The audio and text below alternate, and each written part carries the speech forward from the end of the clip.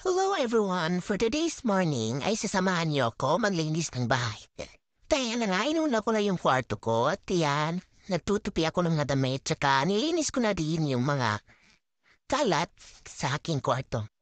Pagkatapos niyan ay nagwalis na din ako at ayan, huwag niyo sanang i-judge ang aking kwarto dahil kanyan lang po yan.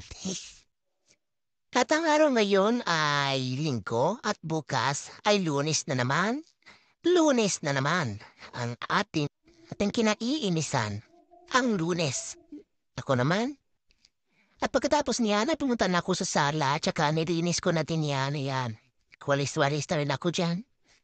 Pagkatapos ay ina-arrange ko na rin yung study table ko. Tsaka yung mga makeup ko dyan. Yan. Yan. At habang nabilinis ako, ay naalala ko pala, ay, wala pala yung assignment ko, hindi ko pa pala naansiran. Pa yan, wala pa akong nagagawa. Mamaya na lang gabi. Ayan, inis ko na nga yan. At huwag niyo sanang kakalimutan to like and subscribe my YouTube channel. At i-share niyo na rin. At ayun, naiingit nga ako sa mga public school dahil wala silang klase 22 to 30. Paano naman kaming mga private, char? Mag-aaral na lang kami mabuti. Charot.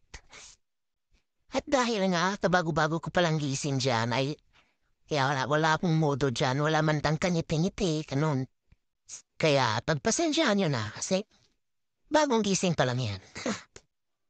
At pagkatapos niya na yan, in-arrange ko na nga yung test papers ko. Sa mga exam yan, puti na lang, nakapasa ko sa aking exam.